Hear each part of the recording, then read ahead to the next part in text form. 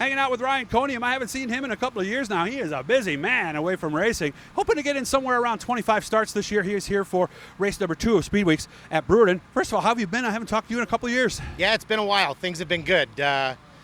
Stopped racing for a while and have been lucky enough to start it again, and just as my golf game. When did we stop? I think I quit racing in 2005 and focused a little bit more on work and what was going to help the rest of my life. And we started again about a year and a half, 2 years ago. Yeah, because I remember I interviewed you, I think, in this very same spot. I think it was 2019, maybe? Does that Might have been sound right around there, yeah. Yeah, okay. We were racing a little bit of the pavement stuff on the supers and a little bit of the sprint car, but now we're just taking this a little bit more serious. Okay. So how are we balancing racing and work right now? You know what? Good. It's actually a healthy balance. It's my way to get away from work, and it's my form of golf.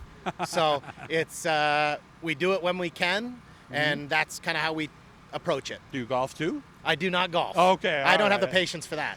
See, I like it because it's quiet and it's everything else. So, but really, we all do kind of need somewhat of an escape because, I mean, work is so different. I mean, you're focused on one thing and one thing only as soon as you suit up. Absolutely. It's lucky enough to have a good group of guys that we can go and have fun doing it.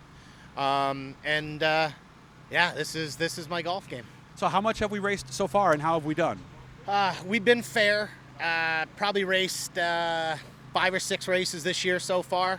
I kind of gave up a win up in Michigan. Okay. Didn't get to the rubber quite quick enough, and Dustin Daggett got us. But what track was that? Crystal, Michigan. Okay. But yeah, we've been fair. A little bit of bad luck. I had a good run going at Eldora. Blew the radiator out with a mud clot. But that's all part of it. I'm glad we're competitive.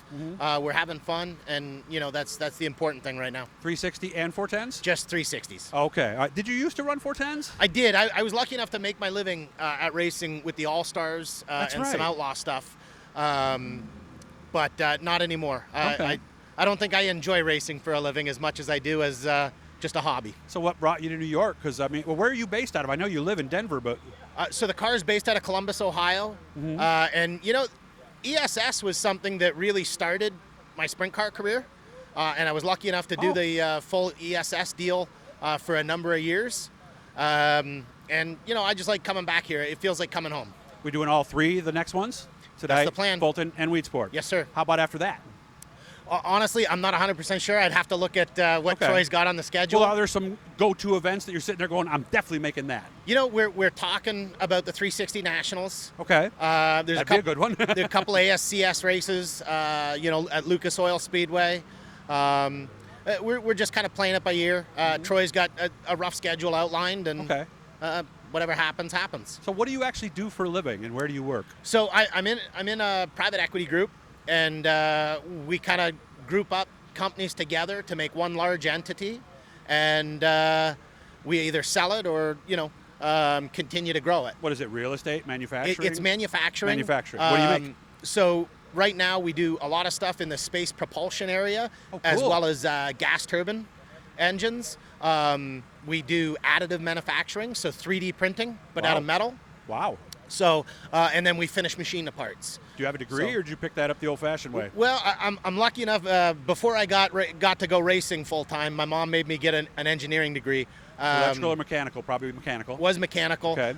But honestly, in large part, what's helped me is my machining background. Oh. That's so between the two, you're a valuable guy, right? Well, some might say, some might argue. Well, I know some friends. There's a couple of companies in town that are looking to hire engineers, and they can't find anybody. Can't find engineers, and you can't find machinists anymore. It's a dying trade. So their advice to any high school graduate right now would... I tell you what, if you don't want to be saddled with the debt of education, an investment in a trade is the best investment you can make. Yeah, welding, union electrician, machining, and these are all gaps that are growing in our economy. And they're getting bigger. And those gaps need to be filled.